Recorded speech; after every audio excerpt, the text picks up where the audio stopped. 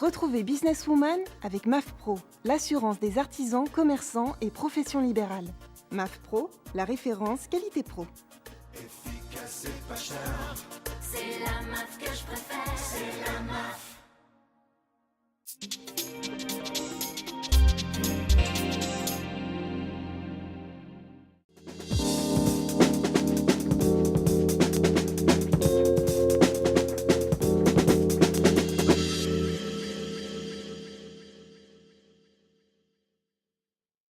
Bonjour à tous, merci d'être avec nous sur le plateau de Businesswoman. Alors, 30% des entrepreneurs sont des femmes, alors pourquoi pas vous?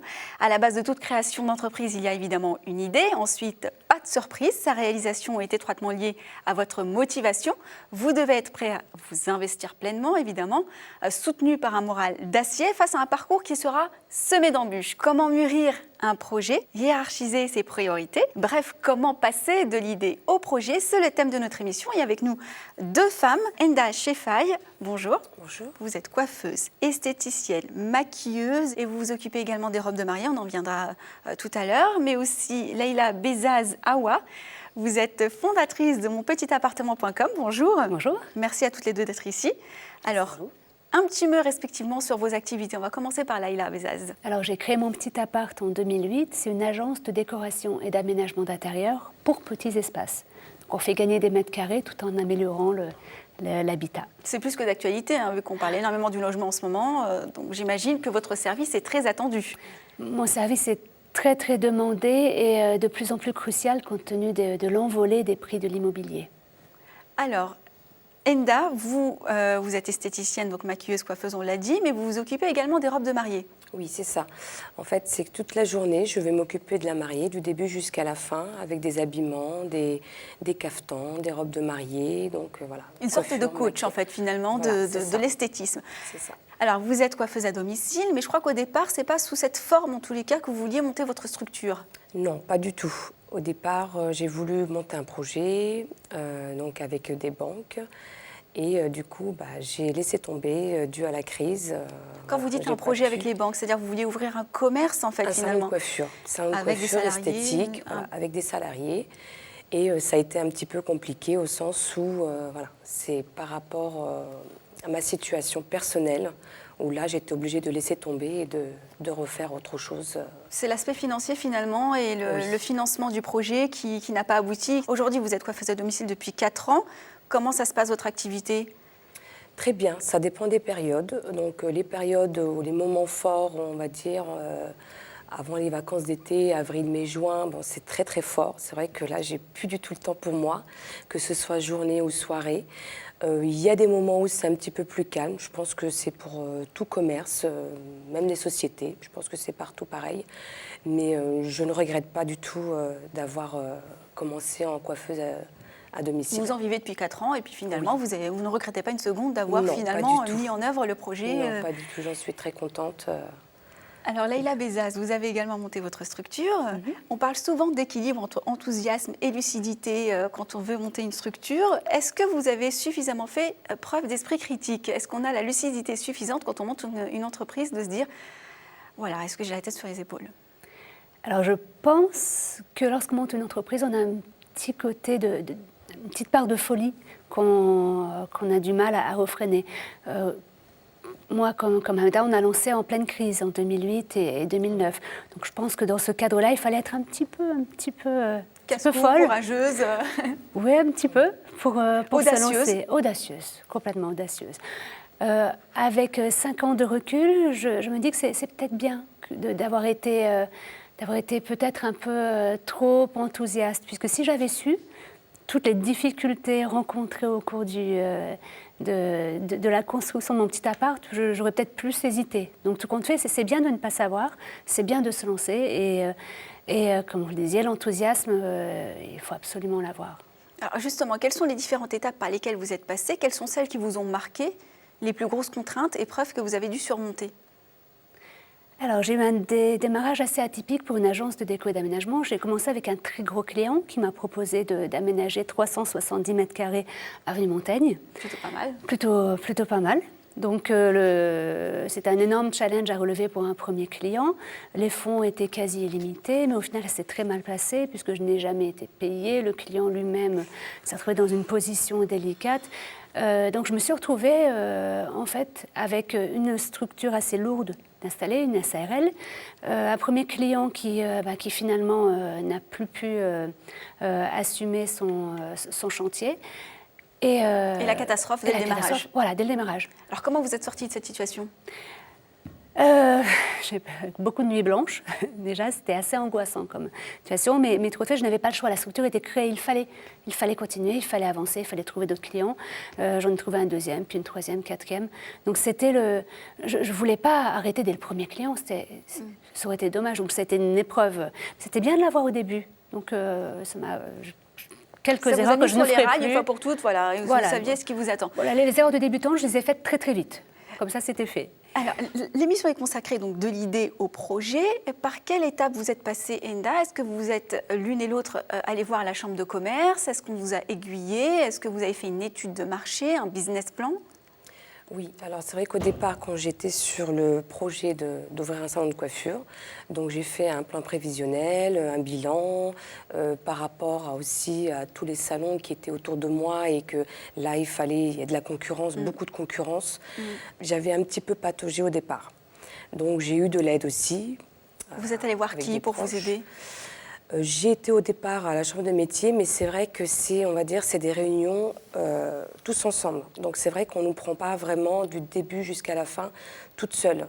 Donc on est là, on écoute. C'est vrai qu'on nous parle beaucoup de chiffres, beaucoup de pourcentages. Et là, c'est vrai qu'on se dit, voilà, c'est difficile quand même. Quand on ne vient pas de l'économie, etc., quand on est mère de famille, qu'on veut se lancer, c'était peut-être trop d'informations. C'était un peu trop. C'est vrai que je n'ai pas fait beaucoup d'études, au sens où j'ai un peu pataugé. C'est sûr qu'avec le temps, là maintenant, c'est vrai que je pense que j'aurais pris beaucoup plus d'initiatives et j'aurais moins paniqué.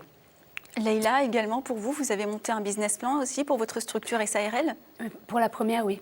J'ai passé beaucoup de temps à peaufiner le business plan. J'étais accompagnée par les boutiques de gestion, donc le dossier était assez structuré, mais dans la mesure où mon petit appart est assez innovante, tout compte fait, le business plan n'a pas servi à grand-chose. Oui, c'est ce que j'allais vous poser également. C'est un concept innovant. Comment vous pouvez défendre un concept innovant, contrairement à Enda, une structure de coiffure, auprès des banquiers ? Alors, j'ai eu la chance de ne pas avoir besoin d'emprunt. Une agence de déco n'a pas de stock, n'a pas besoin de... Je ne voulais pas tout de suite ouvrir une boutique bureau. Donc, j'ai pu me passer de banque. C'est tant mieux, puisqu'en 2008, je pense que je n'aurais jamais trouvé une banque pour me suivre. En revanche, il a fallu défendre ce concept auprès des futurs clients, auprès des partenaires, des entrepreneurs artisans avec qui je travaille. Et comment on le défend ? En fait, avec sa personne en y croyant, en transmettant tout l'enthousiasme et puis surtout en trouvant des clients. Lorsque le client est là, forcément le reste suit, puisque le marché a validé en quelque sorte l'idée innovante du début. À aucun moment, vous n'êtes allé voir l'une et l'autre des réseaux d'entrepreneurs ? Pas au début. J'étais tellement dans l'action, tellement dans monter la... entraîné que là, je pense qu'on s'écoute soi-même et là, on se dit, c'est là où il faut qu'on ait vraiment la tête sur les épaules et de y aller à tête baissée. C'était peut-être une erreur au final. Avec les réseaux dans lesquels je suis entrée actuellement, m'aurait permis de gagner beaucoup de temps en termes de relationnel, en termes de réseau. Oui, c'est sûr. Mais au début, j'avais pas le temps. De chercher. Et au sens personnel, alors comment ça se passe ? Parce que vous étiez salarié Enda, vous arrivez, vous allez voir votre mari, vous lui dites voilà, je vais tout plaquer, vous avez des enfants, je vais démissionner, j'avais un CDI et je vais monter ma structure. C'est pris comment ce genre de décision par son entourage ? Ça a été difficile, au sens où on n'arrivait pas à me comprendre. Du jour au lendemain, comme ça, de tout laisser tomber. J'avais un très bon poste chez Jean-Louis David. Et personne ne m'a compris. Personne. Jusqu'à maintenant, personne ne me comprend. Parce Donc que finalement, la difficulté n'était pas que économique, financière, démarche, elle était aussi personnelle. Alors, quand on parle d'un projet à une concrétisation, on passe aussi par des phases comme les montagnes russes, de déprime, d'enthousiasme, Comment vous avez fait pour gérer ça ? J'ai trouvé une copine qui avait créé à peu près au même moment une société complètement différente. Et au final, on s'est fait des réunions de façon assez régulière pour parler de l'avancement, pour se remonter le moral l'une l'autre lorsque les coups étaient durs, les temps étaient durs pour l'une ou pour l'autre. Et dans la mesure où je n'ai pas d'associés, pas d'employés, pas de collègues, je me suis trouvée une sorte de collègue à distance qui n'est pas du tout impliquée dans ma structure, mais qui peut justement avoir le recul nécessaire. Et comme elle-même connaît un peu les mêmes affres, au final, ça fonctionne plutôt bien. Quelles sont les erreurs que vous auriez pu éviter finalement avec le recul? Il y en a des tas. Moi, je pense que je ne regrette rien. Même si, bon, c'est vrai que c'est peut-être par petites étapes où c'est vrai on fait des petites erreurs, mais c'est pas énorme, c'est pas grand-chose. C'est peut-être que, voilà, on pense à quelque chose, on le fait pas sur le moment, on va le faire après. Je pense que c'est juste par temps. Quand on doit faire quelque chose, il faut le faire tout de suite. C'est-à-dire qu'on fonce, on est sur les rails, on est dans le tunnel, on avance, Voilà. et quoi qu'il se passe. Aujourd'hui, votre positionnement, il est comment? Vous arrivez à vous rémunérer toutes les deux? Vous arrivez à en vivre? Vous avez des objectifs peut-être pour pérenniser l'activité, la développer? J'ai des objectifs très très ambitieux pour 2014. Selon le précepte, il faut viser la Lune pour toucher les étoiles. Exactement. Jusqu'ici, tout va bien. Donc je touche du bois. Un entrepreneur est très, très rationnel. Hein. Toucher un peu de bois. Oui, il faut de toute façon se fixer des objectifs. Oui, toujours. Il faut toujours aller de l'avant et de se dire, après, c'est pas grave.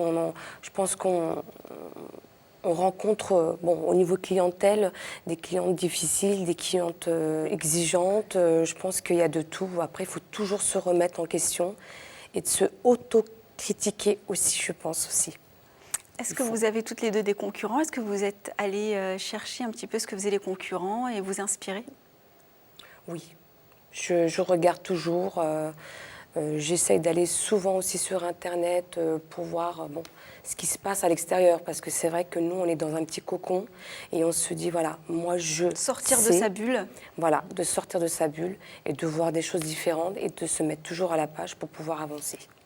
Alors aujourd'hui, pour les entrepreneuses qui nous regardent et qui sont dans la même situation que vous, qui ont envie de mettre à profit un projet, une idée, quels conseils vous pourriez leur donner? De déléguer une partie. C'était si dans mon... S'entourer surtout. S'entourer, oui, de toute façon, il faut s'entourer, ne pas hésiter à parler de son projet, surtout s'il est innovant, puisque s'il est innovant, il n'a pas encore de base client assez solide, donc il faut en parler pour améliorer l'idée, pour se confronter à la réalité. Moi, au début, mon business plan était très précis, j'avais préparé des formules qui, au final, n'ont jamais été vendues, puisque ce n'était pas ce que voulaient les clients. Donc voilà, ne pas penser qu'on va vous voler l'idée, puisqu'au final, le monde ne fonctionne pas comme ça. Et puis ça ne vous empêchera pas de le réaliser tout de même. Exactement. Parce qu'il y a d'autres acteurs sur le marché, que ça vous empêche vous-même de vous réaliser. La même idée peut être faite de 10 façons différentes par 10 personnes différentes. Donc en parler, surtout ne pas se couper de la base du marché. Inda, quelques conseils que vous pourriez donner, par exemple, à vos enfants, si plus tard elles veulent... Alors de vraiment être sûre de son projet, d'aimer aussi le métier aussi qu'elles vont pratiquer.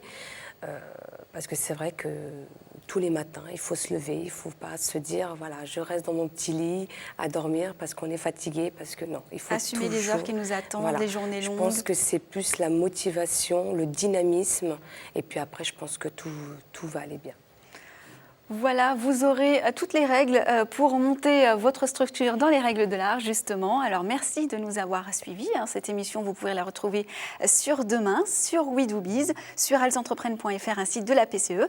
Et moi, je vous retrouve très bientôt sur Businesswoman, bien sûr.